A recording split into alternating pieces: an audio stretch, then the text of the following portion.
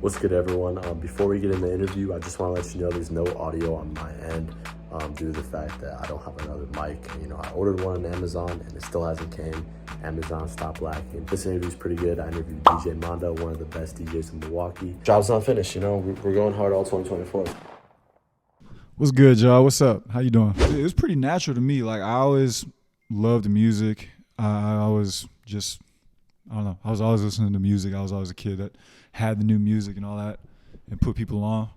So, the way I actually started was I was DJing my friend's car ride. So anytime we was driving around, I would just DJ for the car ride, as long or short as the car ride was. And I kept on going through college. I went to University of Madison, DJed on the student radio station out there, and then that transitioned into like meeting artists in the city, doing interviews with artists on the radio, and then once they had shows, they had me come and DJ their shows, and that's kind of how it started going. I mean, I don't know. It was kind of like I was just doing it because I loved doing it. I was just DJing house parties and just kind of, I didn't have anything to do on the weekends except help people party, you know what I mean? So like, and I'm sober, so like I don't drink or smoke or nothing like that. I was the guy that played the music. So if I'm at the party, I'm playing the music. And from that, kind of just snowballed into something bigger. And we started doing clubs, venues, festivals, all that. So yeah, I mean, you would think, but like, it's only hard to be sober if you want to be not sober. You know what I mean? Like, I never really had the desire.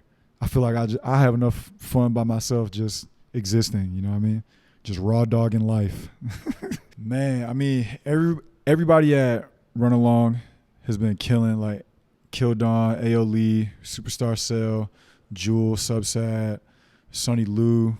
It's a whole bunch of artists under that whole Run Along collective that have been, they all got their own specific sound, and then when they all come together, they do well.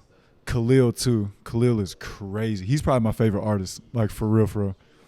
You know what I mean? Like he's real. He's unique in that he has his own sound. He produces everything himself, records everything himself. Like, when it comes to being an artist and a true creative, I feel like Khalil is the best at that. And it's high quality music that you've never really heard before unless you're listening to a whole bunch of other crazy shit. And then, of course, like, then you got low-end music like Certified Trapper, Chicken, Big Frank. Man, it's so many. Like, even going further back, like Guapo Chapo, Solo Key. Like, man, you got Carvey. You got so many low-end artists that like really curated that Milwaukee sound. That's just Milwaukee. You know what I mean? Like, you can't deny that.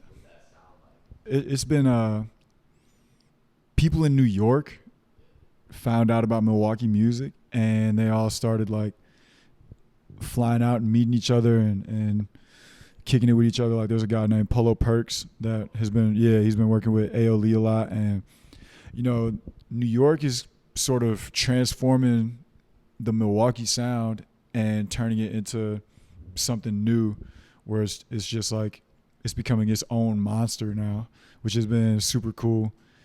And like the jerk beats go insane. Milwaukee music just slaps. Like, you can't deny it, dude. It's just good music.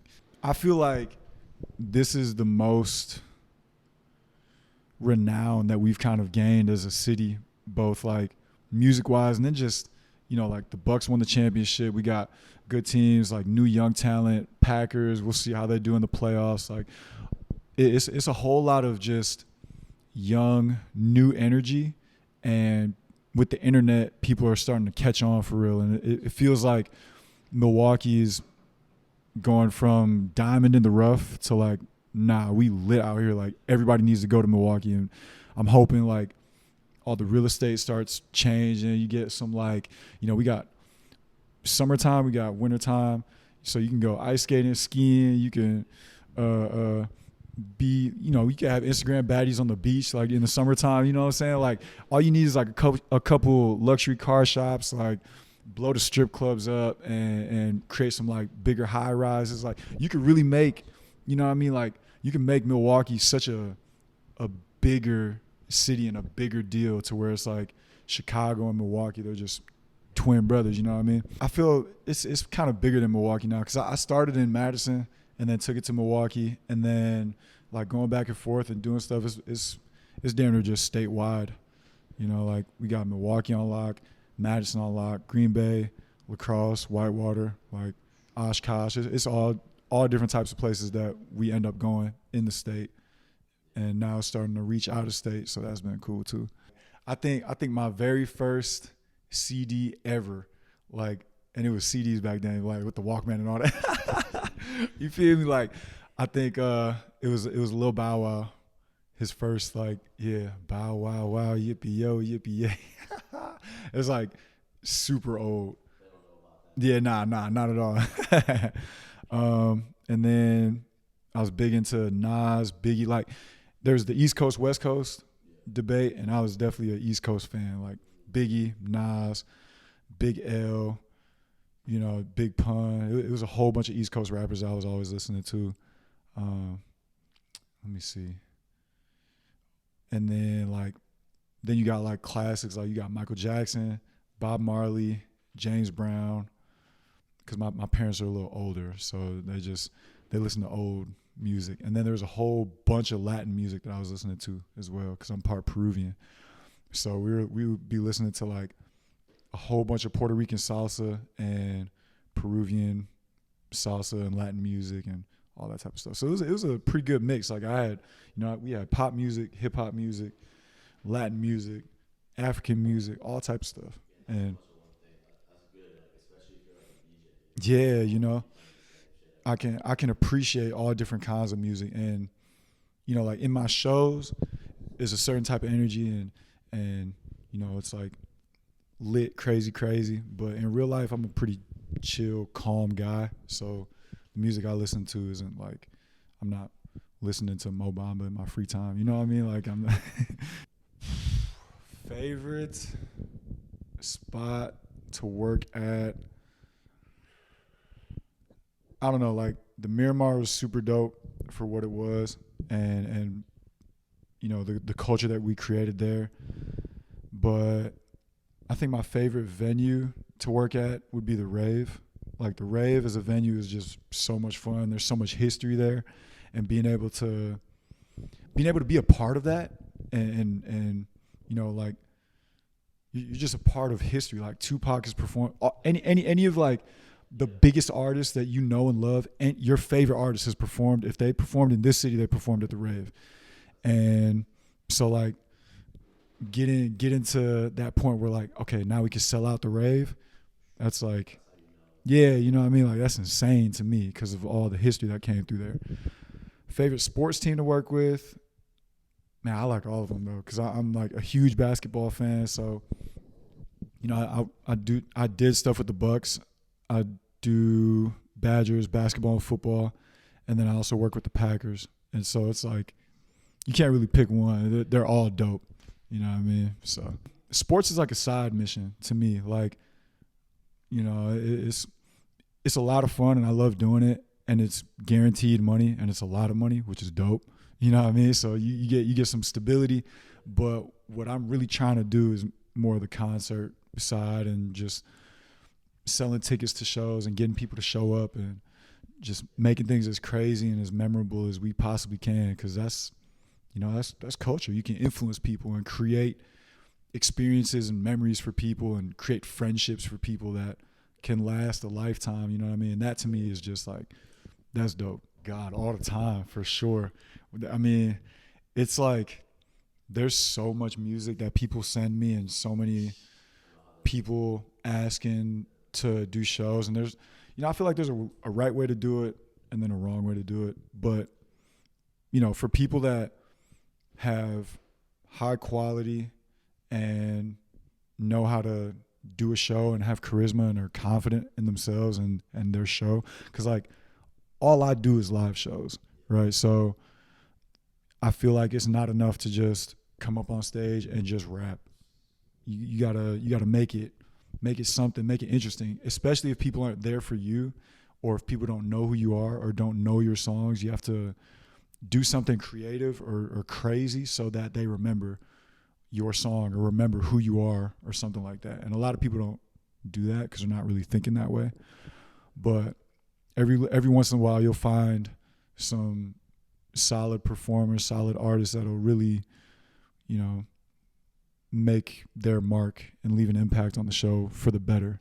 So yeah, if you're trying to do any show, any type of show, just think outside the box and do more than just get on stage and rap to your track. You know what I mean? Like, you gotta make it fun, make it interactive, do something, because the music isn't enough, and it damn near isn't even about the music anymore. It's about the person, the vibe, the how popular are you. Music doesn't have to be good, you just have to be popular. So whatever you can do to make yourself stand out from the rest in a way that's like tasteful, you know what I mean? That's just try it. I mean, I've definitely had some crazy. There's a girl that got her. She tatted my logo on her ass. And it shows like people throw bras on stage. People get tattoos of the logo. Like, yeah, I mean, it's kind of wild. I don't really like think about it much, but then you'd be like, damn, like there's some crazy motherfuckers out there. Like, you know, if you put me and another DJ on the same stage and you give us the exact same list of songs to play, I think I'm going to just play the songs differently. Like, I'm going to make the music more memorable. And if it's more memorable, then it lasts. You know, people will listen to their favorite song and go back to that moment when they were at the show. You know what I mean? Like, moments like that are super cool, and it's a blessing to be able to do that. Like, I'm literally the conductor of fun. You know what I mean? Like, I'm helping everybody just see their favorite songs in a new way, or just a lot of people don't know how to read a crowd, you know? So DJs won't necessarily play what people want to hear. And that was my biggest thing when I was a kid, is like, man, I'm at this concert and this DJ doesn't know what we all want to hear. You know what I mean? So that's always been my biggest goal, is whatever y'all want to hear, I'm going to make sure y'all hear. And I got something for everybody because I got that background in music. I just know. There was a time where, so it was probably like two other things. So when I first went to school, I was going to go to business school, and then I was going to go to law school. That was like corporate Mando, right? And then halfway through, I found DJing, and there was a time where I was either going to go play basketball overseas or I was going to go with the music. And the music was already working, so I figure momentum is important for that. So let's just see how far I can take it. And yeah, we took it pretty damn far. But yeah, I was going to be a hooper for sure. Cartoon Network, 100%. Easy. Hands down. That's the easiest question you could have asked me. They had Ed, Edd and Eddy, Courage the Cowardly Dog, Billy and Mandy. They had Scooby-Doo. They had Tom and Jerry. They had Dragon Ball Z. They had Looney Tunes. They had Ben 10, Teen Titans, Justice League, Batman. Man, Adventure Time, Adult Swim. Like, so they had American Dad, Family Guy, they had Toonami. Like, they had so much shit. It was crazy. And, you know, early 2000s, it was like they had, Toonami was all just like anime. So they was playing like all the anime bangers. I mean, it was just crazy, dude. Like, you couldn't beat that. Nickelodeon had SpongeBob, which SpongeBob's certified classic and has memes for every situation in life. Disney Channel was cool too, but they just didn't have, like, their bag wasn't that deep, man. It wasn't that deep. Inspirations, I would say my dad. He was a musician as well, and he had a lot of experience. He was a African and Latin percussionist, and he played with a group called Kothi. He was the program director for like 20 years. And so he'd been on tours. He'd been doing all types of stuff with his music. And, you know, that's where my brother Sonny Lou, he actually works with Run Along and runs their whole thing. Yeah. So like my family, we just have ties, and it's music is just in our blood, right? So everything I do, I get it from Pops. And then, you know, together, like my mom and my dad, like they did a good job of, they were penny pinchers. So we lived broke as kids, and they didn't like get us clothes. They didn't get us a bunch of stuff, but they put us through school, and they had a nice house for us to live in. So like they basically paved the way for me to express myself creatively and not have to feel pressure of providing for them or providing for the entire household. You know what I mean? Because a lot of people get in that situation where it's like, you know, a single parent household and you got to make money so that you can help mom pay bills or something like that. I didn't have to deal with that because they was on top of their game in that sense. So, you know, my parents allowed me to pursue DJing. And then just as far as like DJing in general, like there's artists that capture a certain type of energy, like Travis Scott, Playboi Carti, Lil Uzi, Waka Flocka, you know, people like that, where they can go and just turn everybody up front to back. You know, those are the people that I study, and I watch their performances and see how can I take that energy and put it in my DJing and put it in the music, you know. So those are some artists that have influenced my DJing. And other than that, it's really just self-motivated. I guess I feel like Milwaukee should be more recognized. It should be more of a destination. And the only way I can do that and I can make a difference about it is by making Milwaukee a fun place to be.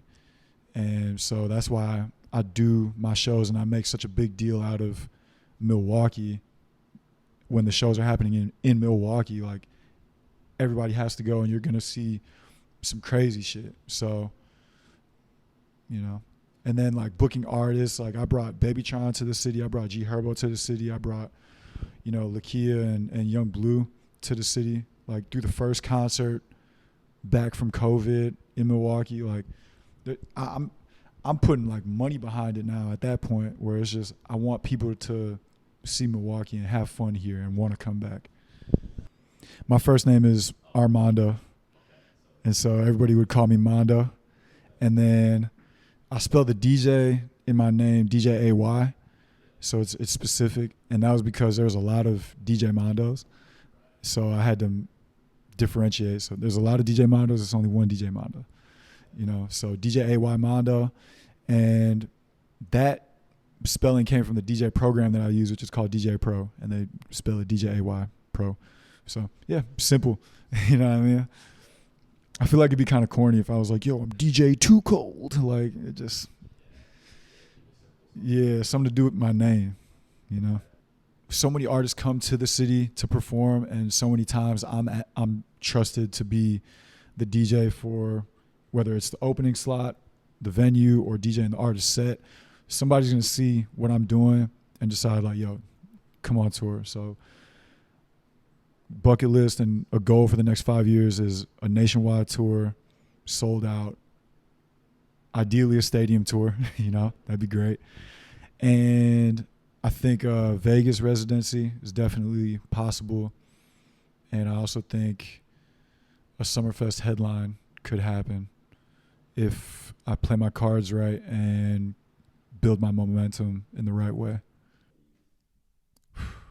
Man, like, the youth is the future, and y'all are the youngest in charge. Everything that you consume and create is going to become the norm, and it's going to start underground and it's going to start not well known, and y'all are going to become the mainstream and inherit culture. And it's a big responsibility, but it's fun because you guys can make it whatever you want to make it. Everything I do is it's for the young people, because I know y'all are I'm gonna be able to influence the next generation of DJs and artists and Milwaukee. You know what I mean? And you know, I was like that too, where it's like, damn, like I'm just doing things that I think are cool, doing things that I think are fun, and it's becoming the norm. It's becoming, you know, a staple for the city and things like that. And you can influence an entire city, an entire state, an entire nation, the entire world, all just with what's in your head. So have fun with it, create, and, you know, don't take everything too serious. Just have fun with the time that you got. That's all I would say.